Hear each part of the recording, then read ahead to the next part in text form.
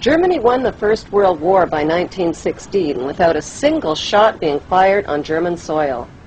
British convoys were blown out of the Atlantic by German subs, the French army mutinied, and the Russian army was defecting. With British Prime Minister Lloyd George up against a wall, Lionel Rothschild and the Jewish Zionists offered the British a deal they couldn't refuse. "We'll bring the United States into the war as your ally and win the war for you," they said, "if you'll promise us Palestine." In April of 1917, President Wilson got the green light and declared war on Germany. Because of overwhelming opposition to the war, Wilson invoked the draft and passed the Espionage Act, forcing Americans to fight or be thrown in jail. Billions of U.S. taxpayers' money was delivered to the British war machine, money that was never repaid. In return, the British government wrote the famous Balfour Declaration and addressed it to none other than Lord Lionel Rothschild. The declaration promised Palestine and Israel to the Rothschild Zionists. In 1917, Lord Allenby conquered the Holy Land, and the Jews were promised a national home in Palestine by the Earl of Balfour, a policy endorsed by Woodrow Wilson and by the League of Nations, which made Palestine a British mandate.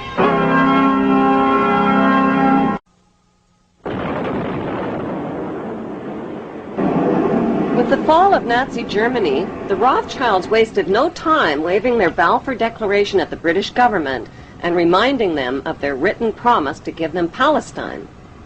But how could the British promise the Arab land of Palestine to the Jews? In 1917, the British parachuted free opium and hashish to the Turkish troops and stole Palestine from them. One ingenious stratagem was to parachute hashish and opium to the Turkish troops to try to keep their minds off the fighting. Allenby's strategy worked brilliantly.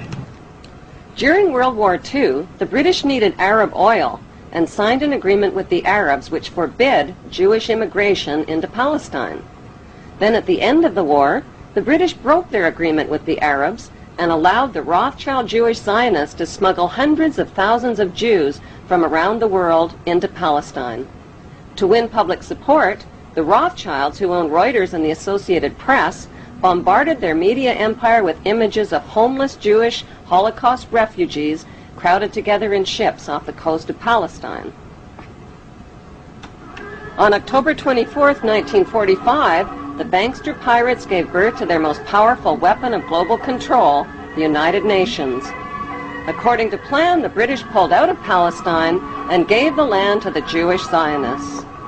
These Zionist extremists call themselves God's chosen race of people and believe they have a God-given right to the land of the Palestinians. It is important to know that the land now called Israel was originally called Canaan in ancient times. Canaan was populated by the Canaanite people, who were the ancestors of today's Palestinians imprisoned in refugee camps in Israel. About 3,500 years ago, the Semitic Hyksos kings ruled Egypt for 100 years, but were expelled from Egypt into Canaan. The Egyptians called these Hyksos people the Habarus, which means Hebrews. These expelled Hebrews invaded and conquered the land of Canaan and changed the name of the land from Canaan to Israel.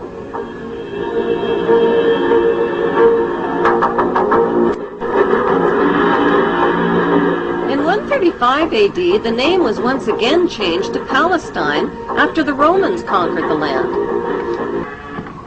In 1948, the bankster-controlled United Nations officially turned Palestine into the Zionist state of Israel. To deal with the millions of Palestinian residents, the Israeli Jews massacred and drove them from their villages and homeland.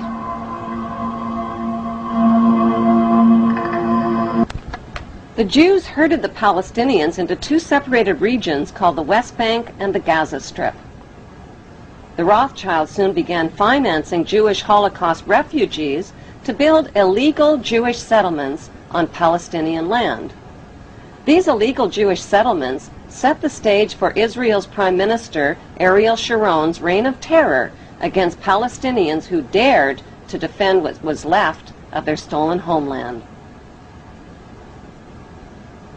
Like Saddam Hussein, Sharon violated dozens of UN resolutions by using hundreds of tanks and American-supplied gunships and planes in an unrelenting campaign of bombing, murdering, bulldozing, starving, and terrorizing the Palestinians off of what remained of their land. In violation of international law, Israel also secretly developed over 100 nuclear weapons of mass destruction capable of vaporizing the entire Middle East. Defenseless against Israel's U.S.-backed military and media campaign, the Palestinian Muslims fought back with sticks and stones and suicide as their only means of defense against the wholesale theft of their ancient homeland. The story of the Bible was written by Hebrew Jews, who tell us that the Hebrew Jews are God's chosen race of people. Bible prophecy predicts that they will one day rule the world from their temple throne in Jerusalem, and that the world's King of Kings will be a descendant of King David and King Solomon of Israel. That is what Bible believers all over the world believe will come to pass. To turn this Bible prophecy into a reality would demand the cooperation of world leaders. It would also mean building a third temple in Jerusalem over the ancient ruins of King Solomon's temple. But there is one giant-sized problem. A sacred Muslim shrine called Dome of the Rock was already built on top of the ruins of Solomon's temple in the 7th century. It still stands majestically today in the heart of Jerusalem, and it would have to be destroyed.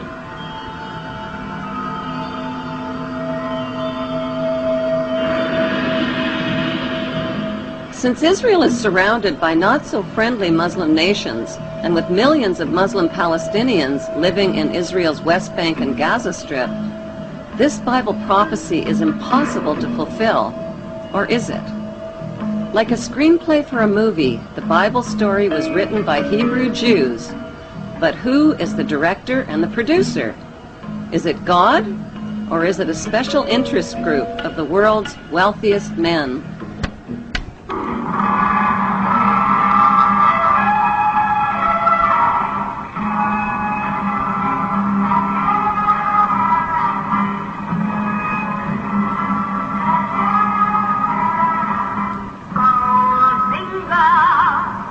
The Rothschilds, whose front companies had helped finance Hitler and the Jewish slave labor camps, had turned Jewish Holocaust victims into victimizers. Imprisoned inside barbed wire refugee camps, the Palestinians began to resemble the victims of Nazi concentration camps. According to author Simon Schama, the Rothschilds own 80% of the land of Israel. Even the flag of Israel flies the hexagram symbol from the Rothschild family's red shield. The hexagram has 6 points, 6 triangles, and 6 sides on the central hexagram. The numbers 666 are associated with the biblical prophecies that predict an apocalyptic Third World War. The Rothschilds bought Reuters in the 1800s. Reuters then bought the Associated Press, which selects and delivers the same news stories to the entire world, day after day. They have controlling interest in 3 major television networks and easily avoid media attention since they own it. Until recently, they owned and operated England's Royal Mint and continue to be the gold agent for the Bank of England, which they also direct. They control the LBMA, London Bullion Market Association, where 30 to 42 million ounces of gold worth over $11 billion are traded daily. The Rothschilds earn millions weekly just on transaction fees alone. They also fix the world price of gold on a daily basis and profit from its ups and downs. Over the centuries, the Rothschilds have amassed trillions of dollars worth of gold bullion in their subterranean vaults and have cornered the world's gold supply. They own controlling interest in the world's largest oil company, Royal Dutch Shell. They operate phony charities and offshore banking services where the wealth of the black nobility in the Vatican is hidden in secret accounts at Rothschild Swiss banks, trusts, and holding companies. Although Evelyn Rothschild looks like a harmless gray-haired old man, make no mistake about it, Rothschild and his ancestors have handpicked presidents, crashed stock markets, bankrupted nations, orchestrated wars, and sponsored the mass murder and impoverishment of millions. The wealth hoarded by this one family alone could feed, clothe, and shelter every human being on earth.